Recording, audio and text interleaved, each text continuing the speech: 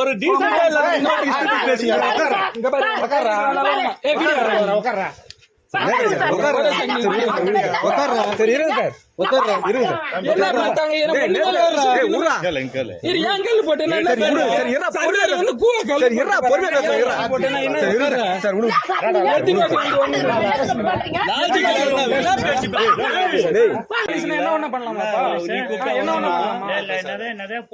சட்டை பூச்சி